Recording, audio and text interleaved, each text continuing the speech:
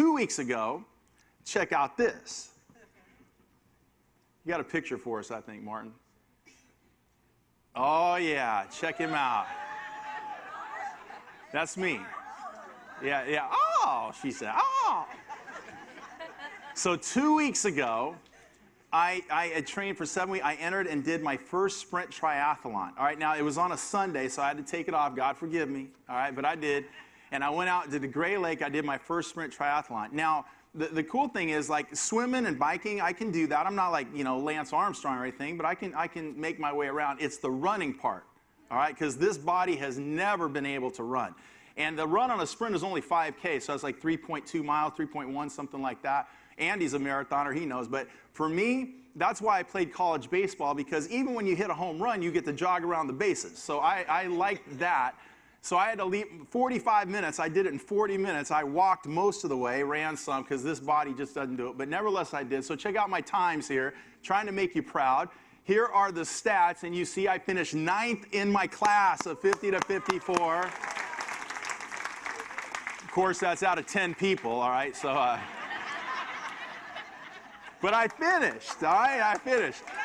And that dadgum running, if you notice on there, 40 minutes to run that thing. You know, some of these guys are going 28 minutes, 30. I wish I could do it, but I couldn't. So I competed in swimming and biking, but I just can't. That run thing just about killed me. But I got done, and I'm out there. So I have just entered this week the Big Dam 100. That's a 100-mile. You can ride different ways. So I'm encouraging and challenging, inviting.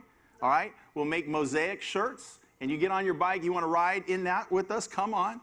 And I'm going to go 100 miles. You can go 25, 50, 62. We'll get out there, make little mosaic shirts. If you want to get out and make some noise on your bike coming up September 28th, you can join me in the Big Dam 100. So all that's to say, that's where I've been the last couple weeks. Great to be home and here back in church where I should be on Sunday mornings, just like you should be on Sunday mornings as well. All right, now, you know, of course, as individuals, all of us gravitate to typical sports, right? When you're a kid or even now, maybe just as a fan.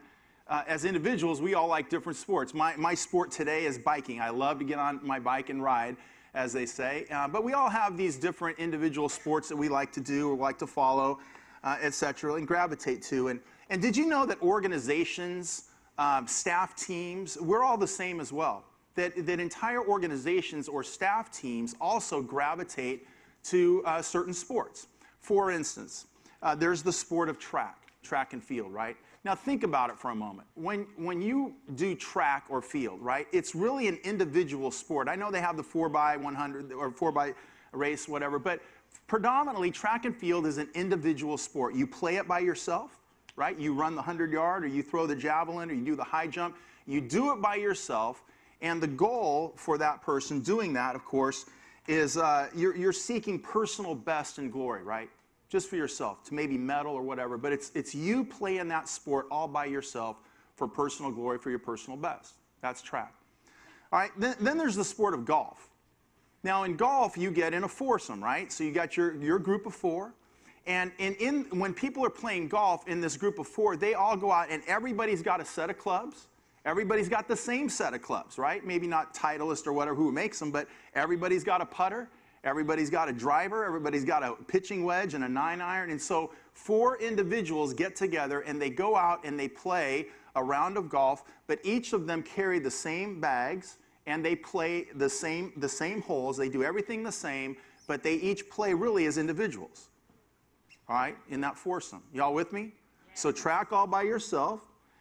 Golf, same thing, but you're with 4 other people doing the exact same thing and trying to win, trying to be the best that you can be. All right. Now, then there's a sport, for instance, like basketball. Now, in basketball, you have a team, obviously, and the guys on the court, the women on the court, there's 5 people on the court. What's unique about basketball, different than golf or track, is that 5 people are playing it together, and they each have a different role to play. So, obviously, there's a point guard, and there's your center, and there's the strong forward, or what have you, and so 5 people on the court, each playing a different role. So they don't have the same clubs, right? You don't want your center dribbling, right? And you don't want your guard underneath that playing post. So they have a specific role to play. But collectively, they know what the agenda is. They know what the goal is. We've got this ball. We've got to take it to the hoop, all 5 of us, and we pass, and we do all that we're supposed to do, offense, defense, to win the game. So they have a common objective, 5 people playing, but each plays a different role, all going towards a common objective, with one coach saying, here's the timeout, let's get on the same page, let's make the play, right? That's basketball. Then there's the sport of football.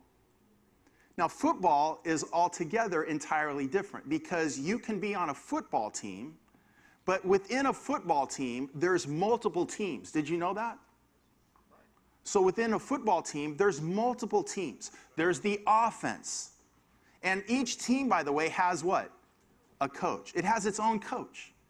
So there's the offense. You might be a part of the offensive team. You might be a part of the defensive team. They even have another team called what? Special teams, right? Kickoffs, punts, etc. Point after. So on a football team, you have, it's a team, it's teams within a team. Do you see the difference there? Different sports. Now, as individuals, as fans, players, we gravitate to different sports, but what I'm sharing with you this morning is that it's true also that organizations tend to gravitate towards different sports. And the problem in organizations, or with staffs particularly, and this works, by the way, not only in the church, but outside, so take this to your schools tomorrow or to your place of business, but do you know where problems arise in organizations? Is because the different individuals in the organization don't know what sport they're playing. The different individuals in an organization, or let's talk about a staff or your colleagues at work. See, if one guy is playing golf and another woman is there to play basketball, you got a problem. Do y'all understand? Yes. Boy, this is real significant. My good friend Larry Osborne, pastor at North Coast Church in the San Diego area, is the first one to teach me this stuff, to talk about it, and boy, it made so much sense. I look back in the churches I've been a part of, or even right here, and some of the staff conflict, or the conflict amongst people, elders or deacons, at all the churches, I looked back and I realized, oh, that's what was going on. See, I'm trying to play X sport, but this guy's playing Y, and we're not on the same page. Some people want it just, our little foursome, right? Us four and no more. So they get in, but now you add a staff person, or you want to do something different, and all of a sudden that shakes security for that four. You see what I'm saying? So all that, we could go on about it in the kind of leadership theory and structure. I'm not really here to talk about that this morning. But my point is that what's true in organizations, that people are not always on the same page in terms of what sport they're playing.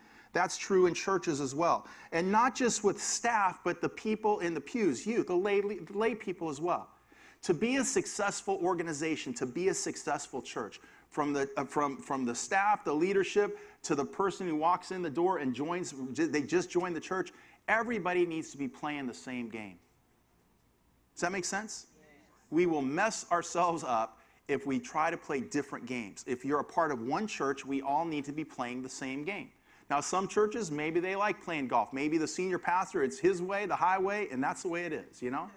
Other churches, maybe we got R4 or whatever it is, R40, R400, and we don't want anyone else in this circle. You see what I'm saying? So to be a healthy and a significant church, a church that everybody needs to be playing the same game. So that ought to raise for you a question. What's the question for our church? What game we playing? What game we playing here? All right? All right? And we're going to talk about that here this morning. In fact, I'll tell you right now, we are playing and have been playing for quite some time the game of football. We're playing football. And if you don't like playing football, this is not the church for you. I'm not saying that bad. I'm just joking. I'm saying this church is playing football. So let me explain that for you, okay? First of all, remember what football is now. It's one team with many teams. All right? And by the way, I should have backed up and say in football, when the offensive team is off the field, okay, they're huddling over here. You ever watch it on TV? They got their special chairs. They come to special chairs and they sit down, and who gets in front of them? The offensive coach. All right? And they talk, and guess what? They're not even watching the game. Did you know that? I had a friend that played in the NFL, and he said, man, I never got to see my team play. I said, why not? He said, because I was a free safety. And so every time we're off the field with the defense, we were meeting, looking at charts and, going over playbooks and everything. And meanwhile, people are out there, Tom Brady passing for touchdowns or whatever it is. And I'm back here being coached. You got to get ready for the next defensive set. So when you're on a team within teams, or in that football analogy, you don't even often get to see what's going on or watch the game. You got to watch it on tape, or you got to hear about what happened when other parts of your team are out there in their teams playing the game. Does that make sense? Now, let me frame all this by saying we're in a series. Next week is our last week in a 5-week series called Communitas, where we're talking about being a part of a community, but also a community that's on mission, all right, that has purpose and mission. And today, as Harry talked last week about the importance of Communitas and circle groups and all that related to friendship, today we're talking about the importance of being a part of a team. That getting a community or Communitas and in small groups and cell groups, circles as we're calling them, is so important to the life of a church and to playing good football and being a part of a team. So with that in mind, let me explain why Mosaic, or how Mosaic is playing football, and how multiple teams are playing all at the same time and making impact. And some of you, depending on what team you're on, and by the way, the pitch is, if you're not on one of the teams within the team, get in the team. That's what I'm here to say this morning. But let me give you just kind of an overview as the head coach, as it were, because there is a head coach, right? But from the head coach's view, or the general manager, however you want to say it, let me tell you about all these different teams going on, that some of them you don't even see. And that's why, again, to support this fact that we are playing football. And by the way, we're not playing football because of our size. We're playing football because of our influence. The impact this church is having here locally and around the country, even beyond, is unbelievable. We're like a bunch of ants who carry 10 times our body weight. We're playing football not because of our size, but because of who we are, the people, the passion, and the influence, the impact that our collective team is having on this nation, beginning here in 7224 and around the world. So we're playing football, not because of size, but because of influence. Let me give you some views of these teams. First of all, we have a church team, right? We have a church team. It's going on this morning. We had a great worship set with our worship team, right? We had that. We have children's ministry that's getting stronger by the week. A good leadership there. Chuck's doing a fantastic job with all our wonderful young people right over here. We got young adults that are meeting. In fact, the strength of our church is in our 20 and 30-somethings right now, and we love you guys pouring into you and all that, and we're talking about that. But there's all this internal stuff, as it were, that's happening. We've got an internal church team, right, that's becoming a stronger church within, and that's what Circles is all about. We'll talk about that in a moment. But you have what's happening in here, so that's one whole team, all right? But then there's another team, and that's, of course, our campuses, where this isn't the only campus of Mosaic Church, right? So this morning, roughly 100 people or so are being led in Conway by Anthony Hendricks and our team of leaders, Thelma Moten and Lloyd Hodges and others, right? So we've got a campus there. And tonight at 5 o'clock or 4:30 or so, Dan Johnson, who was in Conway, you've met before, is over in Durham, North Carolina, and he'll run our new campus there with about 25 to 30 people. It's like a church plant just starting. So not only do we have a team playing in here, y'all with me, in the church, we have campuses that are playing. And I'm not there this morning, but they game's still playing. So they're you see what I'm saying? We have campuses. All right, and then here's another one. Then you think about the community. So now I'm not talking about our church or our campus teams, but then we think about the impact of our team in the community, our team typically called Vine and Village, which is our umbrella nonprofit. Within Vine and Village, there's 7 different programs right now, and they're amazing. What is happening in the community through our nonprofit team, as it were, being led currently by Paul Kroger, 7 different programs are impacting this community. All right, and you probably hear about them from time to time, but one is our Teen Mops program led by Trisha Goyer. Where's Trisha? She's here, I know, right? Trisha's right here. Teen Mops on Thursday, an amazing program, the only one in the entire state of Arkansas, working with teenage kids, young people who have given birth to children, most of them out of wedlock. Their boyfriends, partners, whatever you want to call them, they often get engaged and come, so Trisha's got men there. And she's been doing this now for a couple years, so not only is it the only program in the entire state working with Teen Mops, but because those girls have become, now they're not teenagers, so this fall we start MOPS, mothers of preschoolers. And that's going on Thursday night under Trisha's leadership through Vine and Village. We have Immerse Arkansas, Eric and Kara Gilmore. I don't know if they're here this morning. I haven't seen them, but most of you, many of you know Eric and Kara, right? I could have the number wrong, but did you know they just got like a $700,000 to $800,000 grant? Wasn't it that right, Andy? about $750,000, $800,000 grant for 5 years to run their program. They have 3 houses in the area. They have 3 houses right now working with kids who age out of foster care. They're about to add a 4th house in the community. And, you know, there was some fear, not from us, but early on, maybe the neighbors, because when you put kids in a community like that, but I ran into a neighbor the other day, and she said, I just love those immersed kids. They're doing so great, and such goodwill in the community. Man, I wish I had time to go through everything. This past week, the Orchard, which, you know, food and clothing distribution, this past week, 17,000 pounds of food was moved. 180-plus families were served. That covers 3 to 5 meals for an entire week, or 3 to 5 meals throughout the month. 185 families times 3, roughly on average. Almost 600 people this week were served food that'll last their families 3 to 5 days this month, just through the Orchard, just on Tuesday. That's just one day. Tiffany, what's going on with the aviators? And Carl and Tiffany right next door in the apartment complex. You know, we get a free apartment from Carl, who owns the apartments, Big Country Chateau.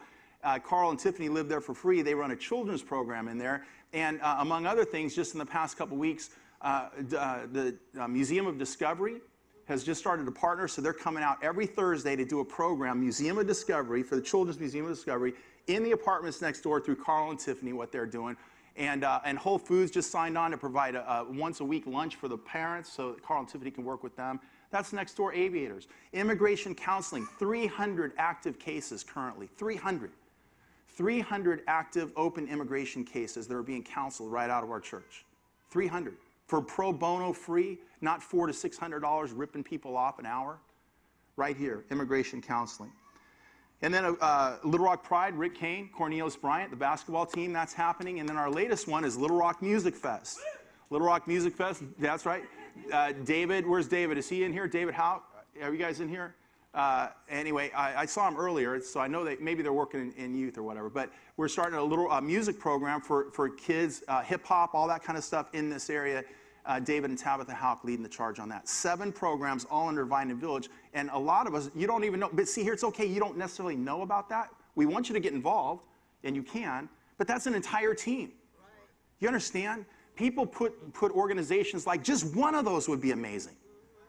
If all that came out of this church was Eric and Kara doing what they do through Immerse, most people, church, they think that's just incredible. We're not talking about one program, 7. And that's not 2 campuses and not this church. You see what I'm saying? Multiple teams playing the game. And not only that, but beyond the community, let's talk about the country. Some of you have heard about Matt Chandler, right? Matt Chandler's a mid-30s, late 30s pastor of the Village Church in Texas, very prominent voice in the evangelical world now. 4 years ago, that church, which is all white, very large, his influence is huge around the world and the country. But they took my first book, Building a Healthy Multi-Ethnic Church, read it as a staff, changed their Denton campus, and it now reflects diversity. Matt Chandler wants the entire church to reflect diversity, but it takes a while to turn around a big ship like that, right? But they're on process. In fact, Matt is so into it now that in Harry and I, in our repackaged book, Ethnic Blends, Matt wrote a foreword, just came out, Leading a Healthy Multi-Ethnic Church, with a foreword by Matt Chandler. And not only that, but take a look at this. He now leads a church planning organization called Acts 29. Look up on the board if you would. Martin, throw up that blog if you would. This is Acts 29. It's a major church planning network around the country. When Matt took over from a guy named Mark Driscoll about 1.5 years ago, he penned 4 hopes for Acts 29. And in the 3rd hope, you can't read this, but it's towards the bottom. Martin, move it up if you would, and let me just read it to you here. He says, he's talking about, and you can see in red, that we might boldly and unapologetically become a radically diverse crowd over the next few years. Now, Acts 29 is a predominantly Reformed crowd, mostly all white people, until Matt's gotten involved. Very few minorities involved with Acts 29. In fact, up until Matt's leadership, minorities tend to look down on Acts 29, but it has this huge influence in the evangelical world. All right? So Matt says, hope number 3, we're going to be a multi-ethnic network in the future. And again, by the way, when a Matt Chandler, Chuck, am I right? When a Matt Chandler says this, the whole evangelical world listens. Now, here's what he says in this. The cross of Calvary isn't theoretical.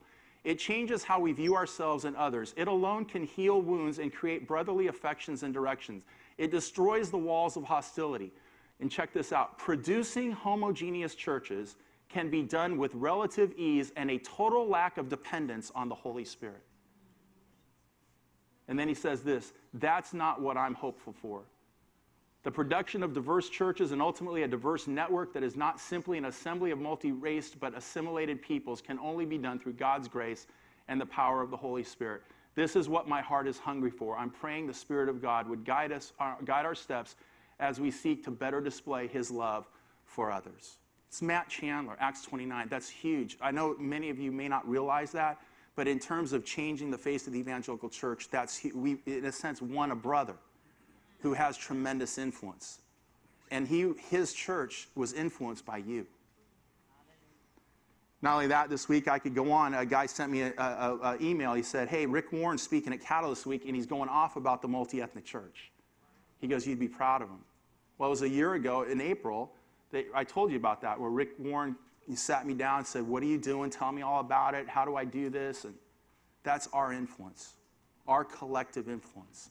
Not just in the church, you understand? Not just in a couple other cities, campuses, not just in 7224 in the community, but around this nation, your voice, your impact, your influence is being felt. And one other thing around the nation, last thing, Mosaics 2013, in November, we are putting on, and it's predominantly me, our church, but we're putting on the National Multi-Ethnic Church Conference, second one ever done. We did the first one in San Diego 2013. And this is the website, mosaics2013.com. It'd be awesome if some of you guys could come out there and join us. Go down to the bottom, Martin. 30 sponsors now. Compassion International, Wesleyan Church, Salvation Army, 10 seminaries and Bible colleges. On and on I could go. Denominations, etc. And then, Martin, show them the speaker lineup. The most ethnically diverse and gender-inclusive lineup of speakers at any evangelical conference in recent history. In fact, may never have ever been an evangelical conference with this diversity. Go to the top, Martin. Just quick, Dr. John Perkins on the left, Sung Cha Ra from North Park. There's Matt Chandler from Sith, Jim Wallace of Sojourners, a High Justice deal. Choco de Jesus was just on the cover of Time magazine, one of the most 100 influential people in the world. On and on I can go. An unbelievable lineup. And because of that lineup, guess what all the other conferences are? And we're just like, you know, we're maybe 600, 700 people. The ones that are 5,000, 10,000, guess what they're all trying to do? Oh, man, you should see our lineup next year. You see what I'm saying? We're influencing the evangelical conference world as well. And I hope someday we don't even have to talk about this stuff. Let me make myself clear. This ought to be the way it is, and we don't have to talk about it. You see what I'm saying? But right now, we have to talk about it. So, at Mosaic, we're playing football. Not because of our size, but because of scope and influence. And in order to do so, we need to see ourselves. You need to see yourself as part of teams within a team. All playing for the common good of Christ and our mission, but teams within a team. And through these teams, you get personalized attention, encouragement, training, and a sense of belonging, right? All with the understanding that we are stronger together than we are individually. And what I hope you feel a little bit this morning, part of something so much bigger than yourself. That's the cool thing about it. With all these teams and all this scope and all this influence, your heart, your involvement, your investment, you see, is part of something so much bigger than you can even see or understand. And isn't that so cool? Because it's not about me anyway. It's not about you anyway. It's about Jesus. So, you see, loving God and caring for others has never been a problem for this church, ever. You hear me? Loving God and loving others has never been a problem for this church. But where we've been weak, as we talked about, is loving or caring for each other. Now, I'm not saying we don't have good relationships, but we tend to give so much, right? But like a sponge, you can't keep being wrung out. At some point, you've got to have some water come in, right? And that's the weak part of our church, has been traditionally, although for the last several years, we're working on that. And that's what circles are all about. Trying to strengthen the input to you, to your lives, to the families, to your children, whether here in the church through children's ministry, or more specifically by getting involved in a small team within this church called a circle group. because that's where you get that personalized encouragement, attention, help for your family, relationship, connection, a sense of belonging, because in this big organization, not because it's huge again in number, but because of size, of scope, and influence, we can't give that, right? Mark can't give that. That'd be basketball. We're on a team, and I'm the coach, and I'll get with you. See what I'm saying? We have multiple teams with multiple coaches. And how you'll be a part of the bigger whole is by connecting with those individual teams. And we want you to do that. We need you to do it. And you have told us you want to do it. That's why we've worked so hard to put these groups together. So loving God, loving others has never been a problem. It's loving ourselves that we need to find freedom and be willing to do. And we've talked about that before, how the first 10 years of this church is more mission-oriented than it is a church, right? We're 80% mission, 20% church. In these days, in these 10 years, from 2010 to 2020, we're balancing that to sustain the mission long term. And getting a stronger, healthier church side to go with our mission, it really, it begins and ends, it's all related to small group involvement. Yes. That is the core of how we get healthier as a community, as a church. Because we can run programs, children, students, and all that's good, and we need to do it. But the health of the internal structure is built on the small groups. And if we don't get that, you're not going to be personally encouraged. You're not going to feel like you belong. All that stuff that goes with it. It's why it's so important. So take your bulletins out, if you would, and I just want you to keep them there, because in a moment, I'm going to invite you and ask you, challenge you to fill this out, and we're going to collect them before you leave, to connect yourself to a circle in the coming days as we launch past Labor Day.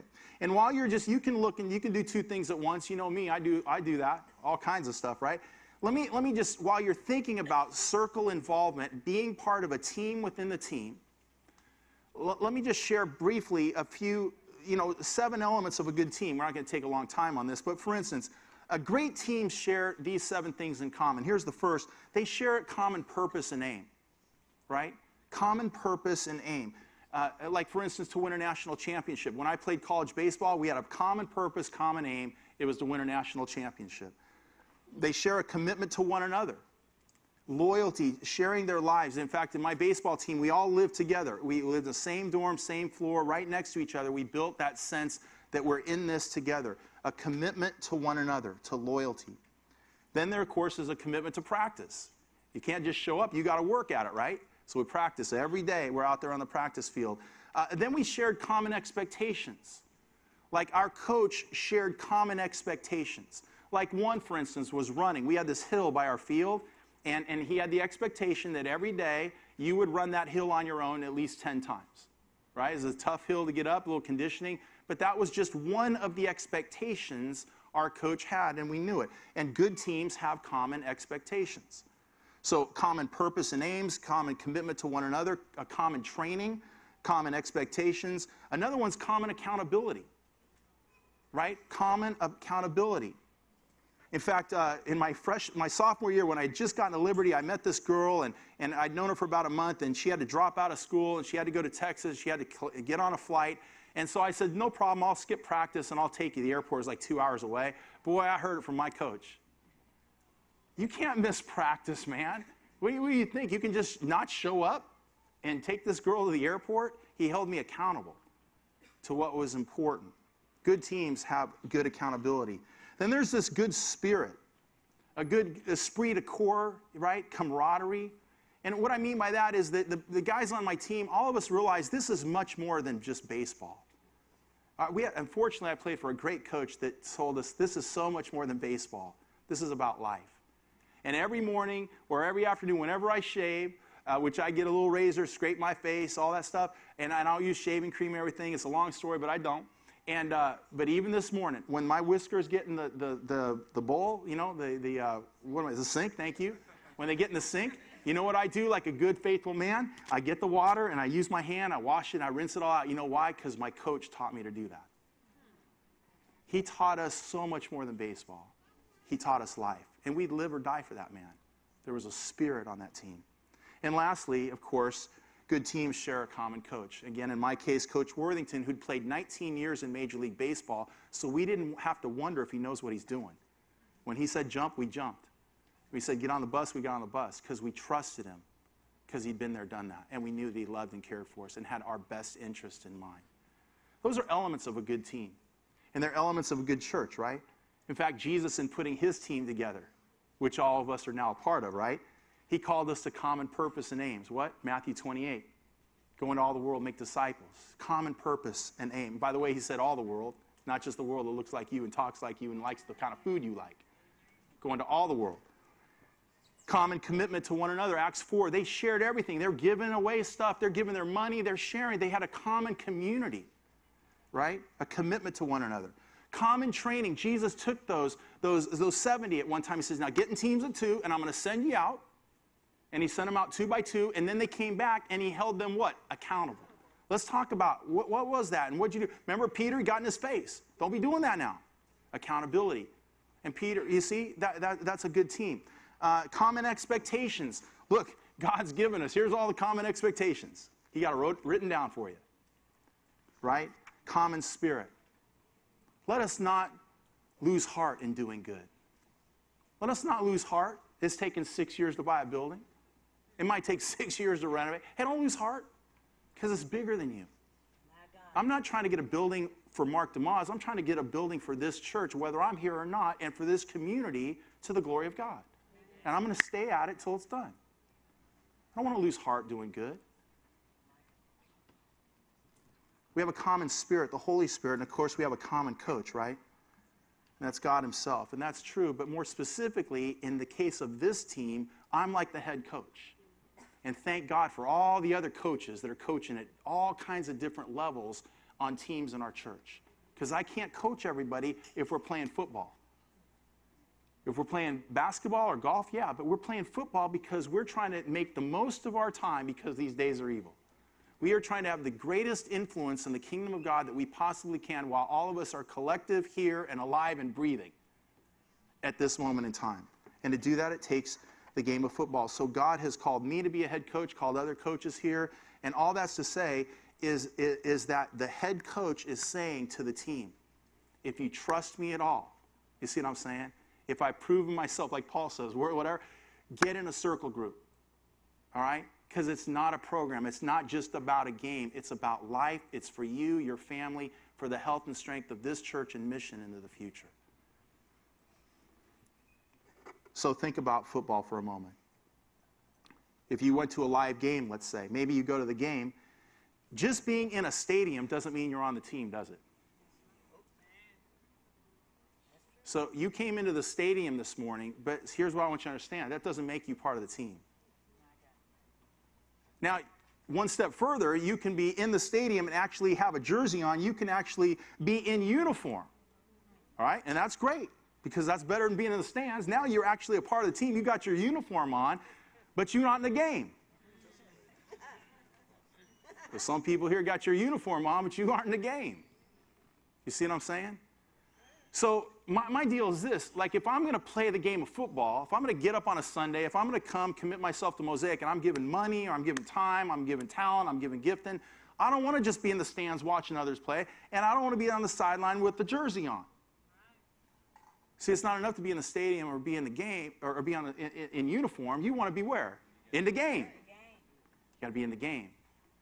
Because that's where the joy and the sorrow, that's where the heartache, that's where the dirt on your face and the mud on your cleats and the dirty uniform. But when you win the game, man, you won the game with the team. And you realize, man, I was willing to get in there and get bloody and give and do what I had to do, but I did it. And you stand before the Lord. Well done, good and faithful servant. So at Mosaic, we don't want you merely in the stadium or even on the team. We want you in the game. And so many of you are in the game. Don't be mistaken, right? Make no mistake, so many of you are in the game.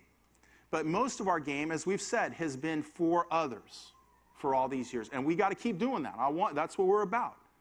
You know, most churches that have started, that I'm aware of, been a part of, mostly they start about themselves. And once everything's put together for themselves, they think about what they can do for the community.